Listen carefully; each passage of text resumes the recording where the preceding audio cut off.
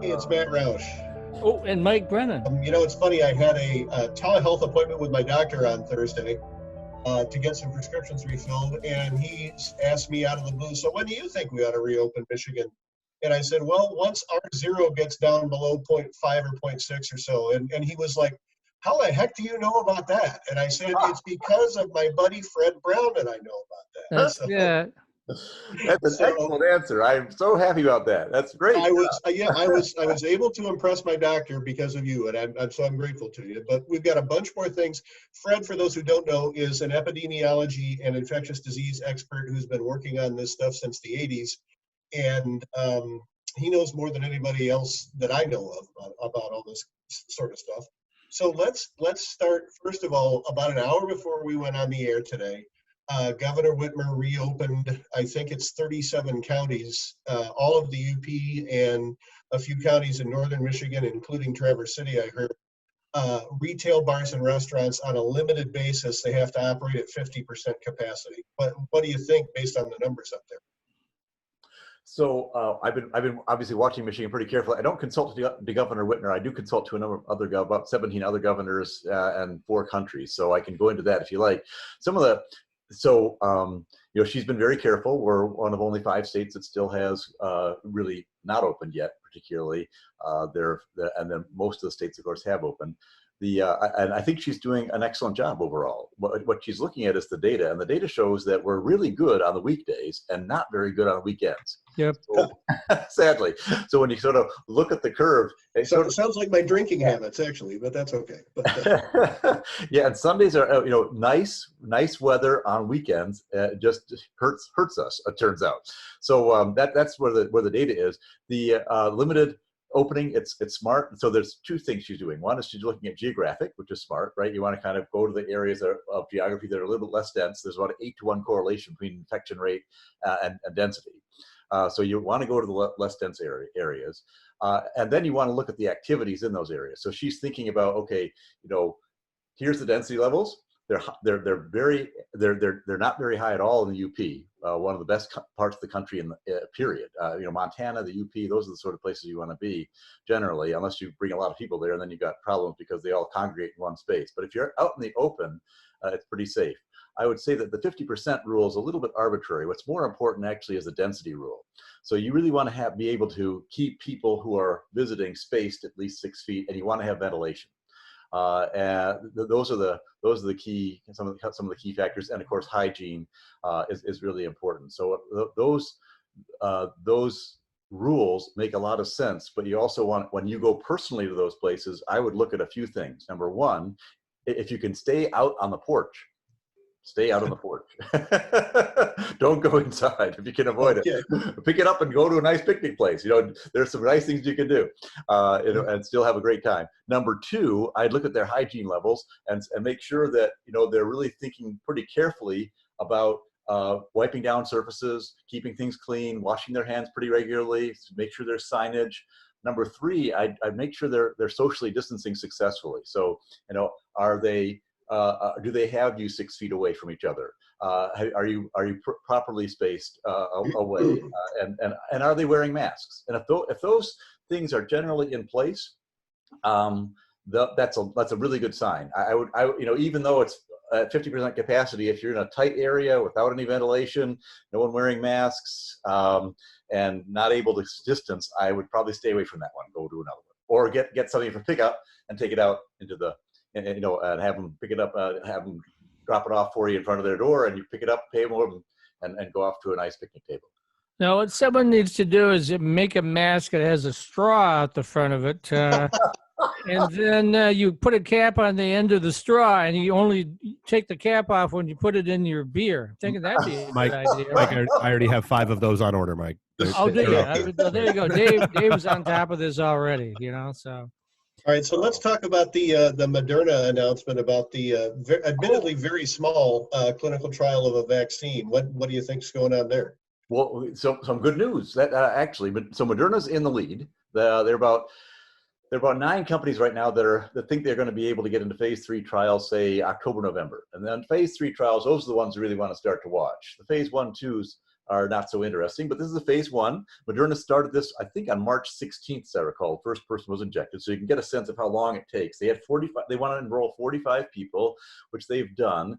And what they found was that when they went and looked at 8 of those people, there were a few things. Number one, they had 3 different dosings. They had 25 milligrams, 100 milligrams, and 250 micrograms.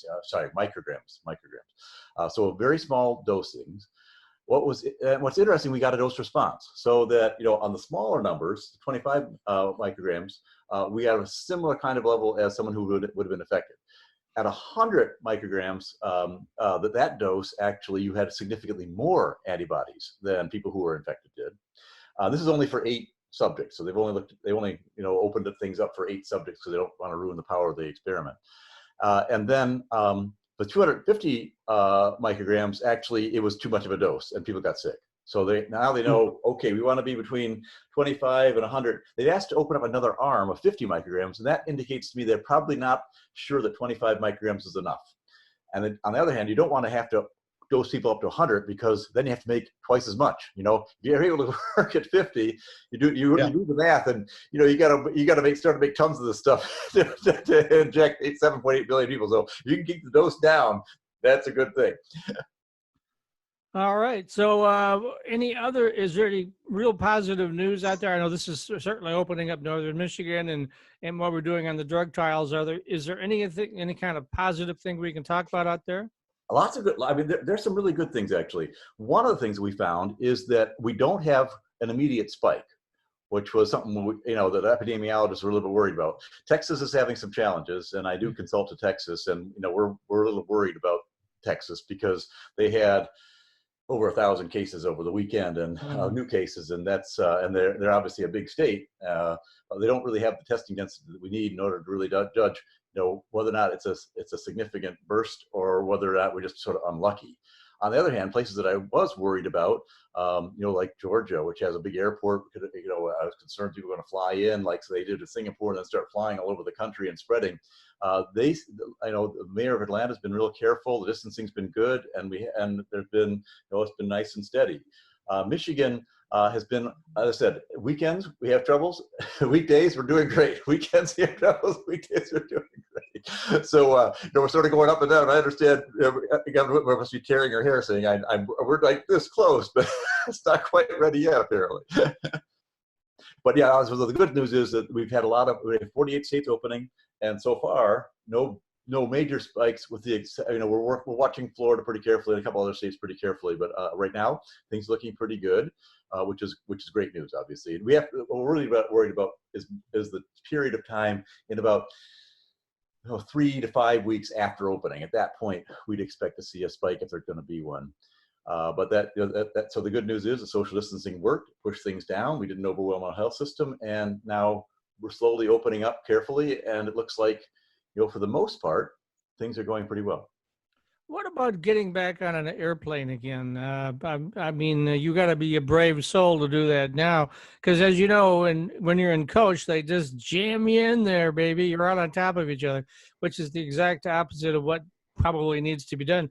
How soon before we can resume any sort of, I guess there's some air travel going on, but pretty empty planes, right?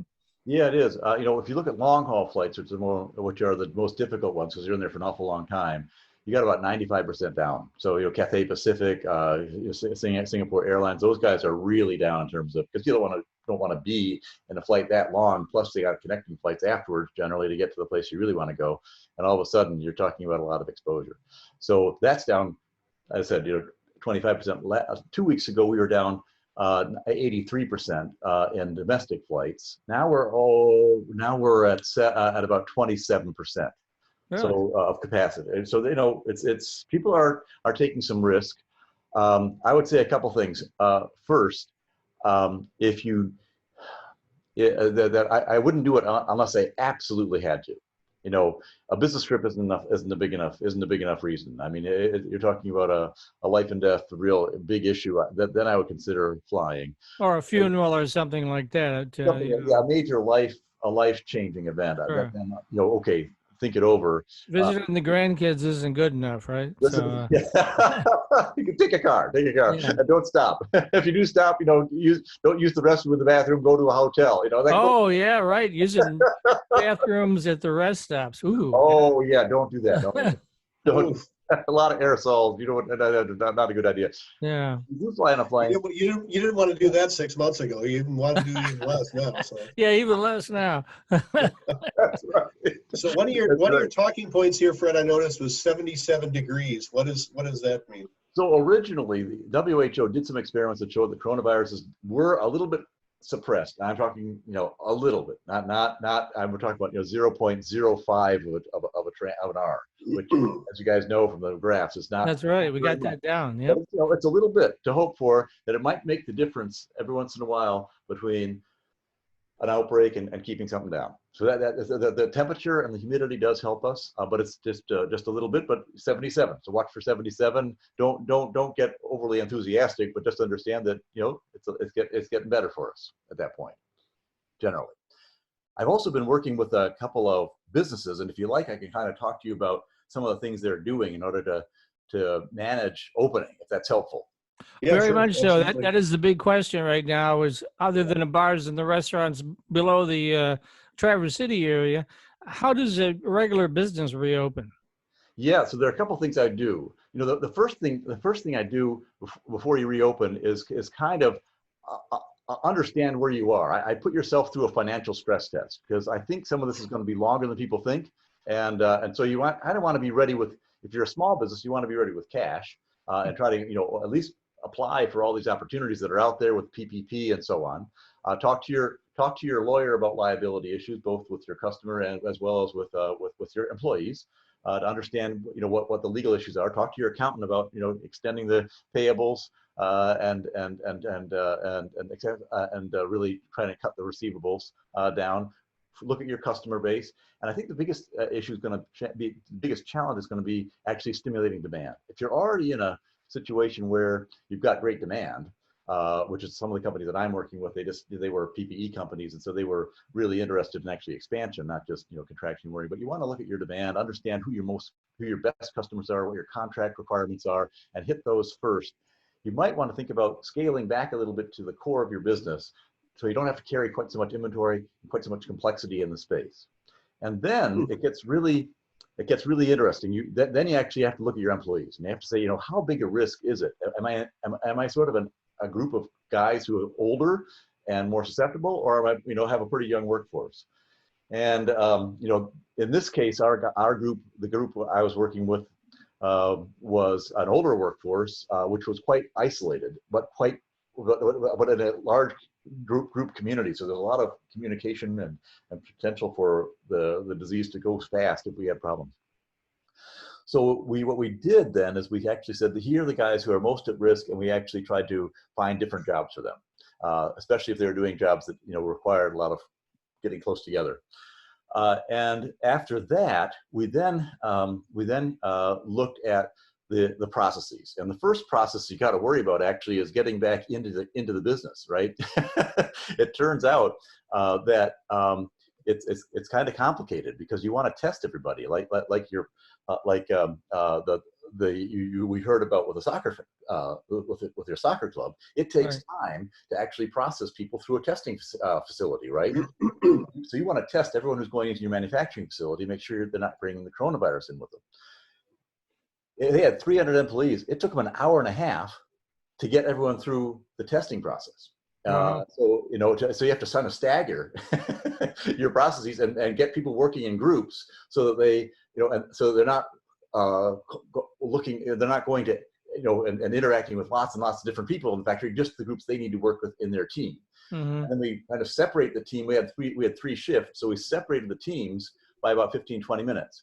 Now it means that you're not working at full capacity, but you're working at a real safe capacity, because at that point we're working about 83% capacity. Not bad, but not obviously 100% where you'd like to be. But we only had one sickness in the last 3 months.